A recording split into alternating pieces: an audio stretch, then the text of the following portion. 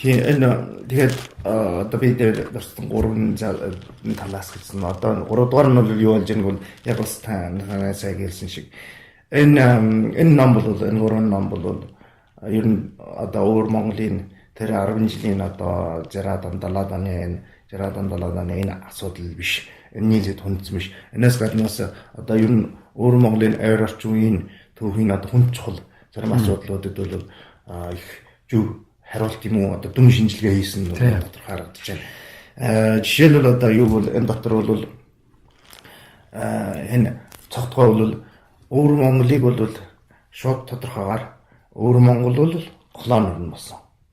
Тэр мөртөө ана Хятадын болоод Японы давхар колони. Энэ давхар колоничлалын доор байсан ийм одоо орны магадгийг бол ингэж тодорхойлсон. Энэ дотор нь өөрөө энэ цогтгой болоороо Японд байгаа боловч тэгээд энэ Японы хийсэн энэ бүх хариуцлага ямар ч одоо ингэж дэлдэрж мандрах юугаар шууд Япончууд ч гэсэн өөр Монголын энэ түүхэнд бол хариуцлага өргөх ёстой. Тэдний колоничлал байсан биднэр бол ингээд дараа нь бол тэрнээс дахиж одоо Хятадын колоничлалд орсон. Энэ талаараа бол одоо өөр Монголыг бол колонийн орно. Тэр мөртөө өөр Монголын колоничлал бол Япон болоод Хятадын давхар колоничлал байсан. Одоо бол тэгээ өргөжлөлөд Хятадын колоничлал болоод явж байгаа. Энэ нэг талаараа. Тэгвэл одоо нэг гайхалтай сайхан бас юмд орцсон бол юу бол энэ цогтгой бол энэ өөр Монголын асуудлыг одоо ер нь Хятадын хэлээд байдаг. Хятадын үндэсний асуудал гэж штэ. Энэ асуудал бол энэ номын одоо энэ бүр одоо гараад сар болж байгаа. Яг өнөөдөр бол сар болох гэж байгаа ном. Энэ юу бол одоо Японоор бол Шокминчи таштай Монгол гэж надаа юу гэсэн үг бол колоноор болсон Монгол гэж. Одоо өөр Монголын тухай ярьж байгаа. Гэхдээ энэ сонирхолтой нь колоноор болсон өөр Монгол гоо Монгол гэсэн байна. Энэ бол одоо сонирхолтой. Тэгээд энэ номынхаа дотор бол одоо энэ номтой холбоотой шүү дээ. Энэ бүр энэ цогтгойгийн энэ санаа бол их сайхан энэ дотор ингэж сайхан хэлсэн байж байна. Энэ дотор нэг гоё символ юу байнг бол ингэж хэлж байна. Өөр Монголын асуудал бол ер нь Хятадын засаг хүлээн зөвшөөрөх дуртай байсан дургуйсан ч өөр Монголын асуудал бол олон улсын асуудал, интернэшнлын асуудал гэж тодорхой дурдсан байж байна. Одоо энэ талаараа бол одоо ер нь өөр номуудын утга нь одоо их ялгаатай. Өөр номууд ерөөсөө одоо өөр Монголын асуудлын талаар ч гэсэн шууд энэ бол интернэшнлын асуудал, олон улсын асуудал гэж энэ буюу одоо иймэрхүү их хэдлийн тухайтай номууд бол тийм юмыг дурдсан одоо бараг байхгүй. Тэгэхээр энэ асуудал ийм юмыг энэ дурдсан талаараа энэ ном бол ёстой одоо чагыг заахсан гэж ингэж хэл болох юм аа. Тийм. Үүнтэй уялдвал энэ соёлын явцгаал гэдэг тухай энэ нэрийг бол үнэхээр бид тайлж байх харахгүй. Энэ нэр дээр их олон асуудал байна. Учир байна. Юу гэхэд энэ төр нэг л ийм би одоо ярих гэж бодож байна. Энэ өөр Монголд одоо бой болсон энэ олон хэтлагууд одоо ялангуяа хамгийн эд авсан бол 68 69 70 оны үед болсон тэр өөр ардын намыг ярилгах хөдөлгөөн гэдэг нэрийн дор явуулсан хоморгол мустгал тий. Энийг бол ер нь манай өөр монголчууд өөрөө ч гэсэн юу гэж үзчихээг бол энэ бол Хятадд үүссэн соёлын явцгаал гэдгийн доторх нэг хэсэг гэж. Энэ бол одоо жайшгүй ингэж үүсэх ёстой гэж ингэж үзэж байгаа. Өөрөөр юу гэсэн үг энэ бол үндэсний хоорондох аллаг гэж өчхөө байгаа. Энэ бол твэлийн харамсалтай. Тэр чинь бас Хятадаас ирлээ. Өмнөд Хятад ингэж бичдэг гэж байна да. Гэвч энэ соёлын явцгаал Монголын яаж алсан тэт бас энэ чи манаас энэ Хятад хүн бас алгасан. Тэгээд иймээс энэ төр бол үндсэн ялгаа хаавэ гэвэл энэ бол угаасаа юм. Энэ Хятад бол соёлын явцгаал гэдэг тухайн үед аллаг болж исэн үнэн. Тэр аллагын нөхцөл бүрсэн учраас манийг алж чадсан гэдэг нь бас үнэн. Гэвч асуудал бол Хятад соёлын явцгаал өгөөч гэсэн монголчуудын алан гэдэг нь бол ойлгомжтой. Энэ яг юунаас батлагдж байгаа нь жишээлбэл улаан элчуртны бослог. Тэр үед Хятад юу бас юу ч болоогүй. Жишээлбэл 11 оны тэр цагаачинг хаажил явцгаал үед Хятад нэг бөөмөр нь алаагүй. Гэтэл монголчуудыг тэгж алж байсан тийм үү? Нөгөө талаар хэлвэл энэ Хятад өөр монголчуудыг алах тэр юу нь бол яагаад тэр аллаг явуулах ёстой байсан бэ гэвэл 47 онд эднийг хуурд мөхөлж өөрийнх нь нутаг дэвсгэрд багтааж аваад дараа нь одоо Хятад авчлвал одоо дараагийн шатнд энэ нутгийн тойлбортой өөрийнхөө хүнөө сойршуулж энийг тойлбортой эдэлж авах. Монголчуудыг тойлбортой газрын гадаргаас хосох. Ийм л одоо энэ алхам дараа нь яг таарж байгаа байхгүй. Иймээс соёлын явцгаал гэдэг тэр Хятадын самуур үүссэн монголчуудын алхам нь ойлгомжтой байсан. Монголчууд болоод өнөөдрийн Монгол улс гэдэг энэ хоёрын Энэ хоёрыг бол хөжөөч хэл зааг нийлүүлж болох уу? Заавал энэ дотор хятад аваачаад суурьшуулна гэсэн. Суурьшуулахын төлөө яахыг бол нэг бол алд босг, нэг бол шилжүүл нүүлгэн. Яг Сталин тэр тухайд хэлмгүүд болоод тэр одоо чичээн юм шиг нүүлгжсэнтэй адилхан. Тийм юм болж ирсэн байхгүй. Иймээс манай өвөр монголчууд энэ түүхийг заавал ингэж ойлгох хэрэгтэй. Тэр чинь бол хятадын самуурлын нэг хэсэг биш юм аа. Тэр бол ерөөсөн тусдаа бие даасан аллаг хатлаг байсан. Зөвхөн цаг үе нь болоод нөхцөл нь тэр үед таарсан. Тэр илүү таатай нөхцөл байсан. Энийг бол тэгэж чиглэх хэрэгтэй. Манай монголчууд заавал энэ үнэндээ тийм шүү дээ. Одоо манай монгол зөвлөлтүүд чинь мартаад байгаа шүү. Бараг л энийг таних гээд байгаа. Одоо энэ монголчууд одоо энэ хэргийг яаж ингэж ойлгож байгаа талаар тэгэхээр бид нэр одоо судлуучтай бодвчтой их байна. Жишээлбэл энэ манай өвөр монголчууд энэ одоо их хадлаг мөн одоо хомрогол ностголт. Энэ чинь одоо манай хятадын яг энэ цогтгойг ярьсан шиг хятадын засаг болоод хятадын ард түмэн бүгдөө манд хандсан хандаж ингэж явуулсан иймэрхүү төлөвлөлттэй ийм нэг одоо хадлаг байхгүй юу. Энийг манайхан одоо юу гэж үздэг бол ер нь нэг сонин нар нээлтий хилс хэрэг гэж хэлдэг. Энэ одоо энэ нэг сонин юм хилс гэдэг юу гэсэн үг Монгол үгний хилс гэдэг чинь одоо ингээд ер нь чамайг хилсдүүлээ гэж байна. Хилсдүүлсэн бол юу гэсэн үг бол чи биш байсан. Хэргийн эзэн чи биш байсан. Өөр хүн байсан. Тэгээд яг чам дээр ингээд зүгээр заавуучлаараа буруу хүнийг буруу хүнд одоо ялаа. Жишээлбэл би холгаа хийсэн бол чиний холгаа хийсэн. Энэ бол хэлсэн. Тэгвэл энэ яг энэ үгний хард одоо нэг бодвчтой юм байна. Нэг за манай монголчууд бас нэг санаанд гуугаар бас нэг их одоо цаанаа өөр юм сэтгэж яхан харагдаад байна.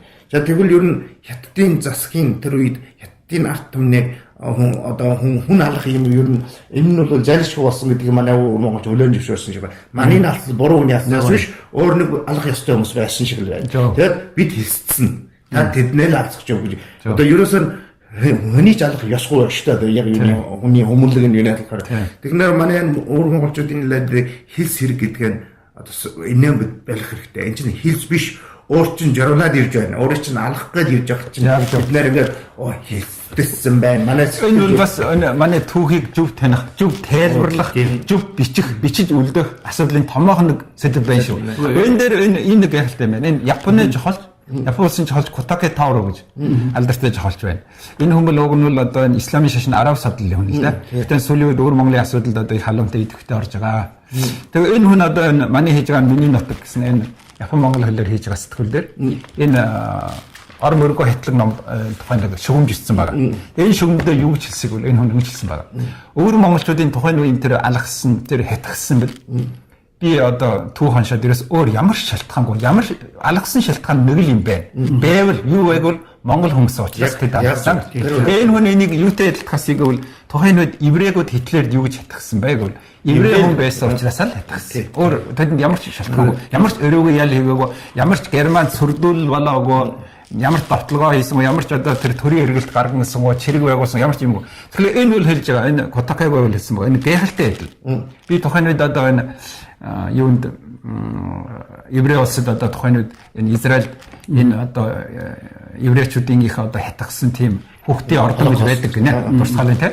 Тэрийг харж зогсож явах үед над сэтгэжсэн жилбэл яг энэ онос чохтуугийн номыг уншиж яхад бодогссон шүү гэж.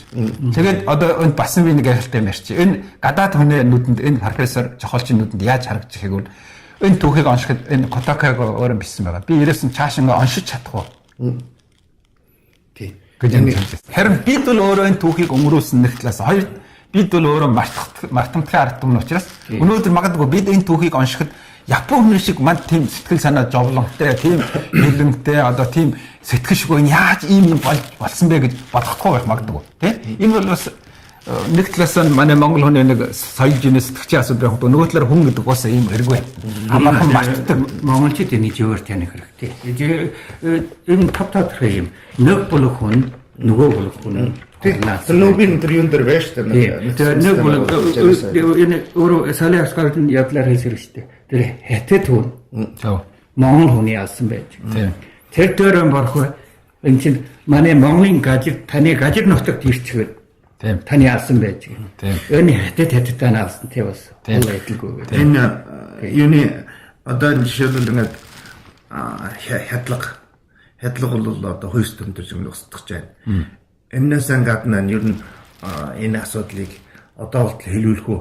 Яг зөвөр таниулах уу гэдэг энэ хятадын энэ засгийн одоо энэ бодлого юу вэ гэвэл ер нь арт түмний чинь одоо хядаж устгаж дуусаад тэмээр зогсохгүй үлдсэн хүмүүсийн нь оюун ухаан сүг сүнсийн хүртэл сөгдүүлнэ гэсэн үг.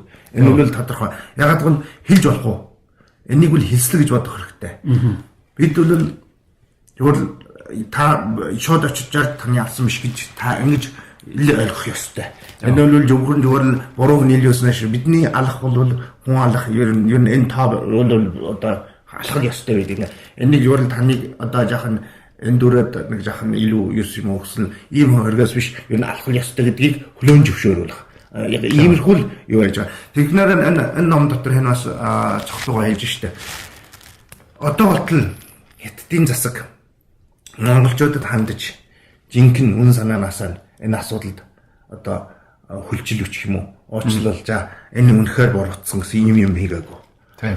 Одоо германууд хийсэн. Тэгэхээр энэ үл их тодорхой. Хятад бол одоо бас энэ бол зүг гэж үзэж байгаа гэсэн үг байхгүй юу?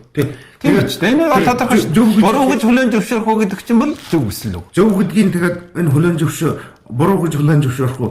Зөв гэж үздэгний аюул нь хаана байна гэвэл үргэлжлэл нь хядан гэсэн үг. Энэ бол одоо соёлоор устгаж байгаа байна.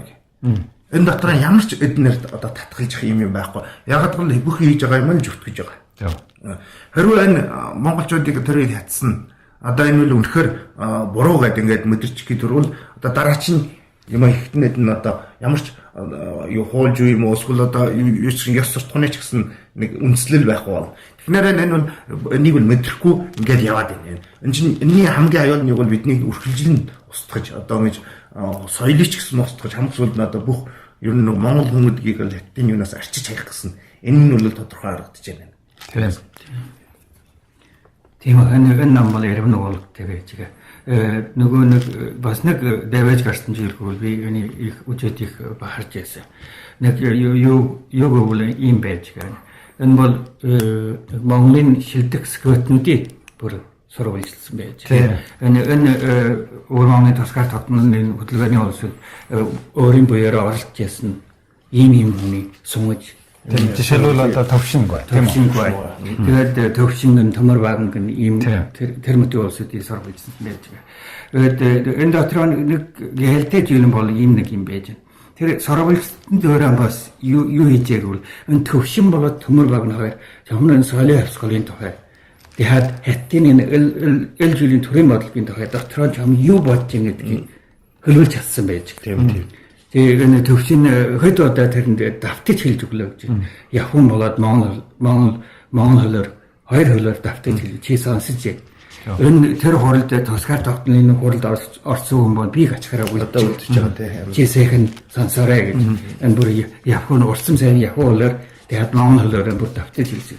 Энэ юуг харуулж байгаа энэ цогт энэ эднтэй ярилцаад эднүүсийн дотор чам юу бодож байгаа гэдгийг Хамжуулж үлдээсэн байна тийм. Одоо үнэнд энэ одоо жишээлбэл Улаанхайтын одоо тэр 47 оны тэр юунд оролцсон одоо Шибариатрууны бичгээр бол хурал дэш гэж байна тийм ээ. Хуралдны одоо монголчуудын өвдөс хийсэн хуралдыг санагдуулна гэж байна. Тэр үл яг бүх төрлийн төлөөлөгчд оролцсон гэж байна. Тэрэнд оролцсон одоо жишээл төвшингүй тухайнууд бол Японоос сая бочиж ирээд байсан залуу хүн байсан шиг байна. Энэ дээр гарч байна тийм. Залуу хүн байсан мэдээж. Тэр үеийн хүн үнэхээр одоо цөөхөрж байна.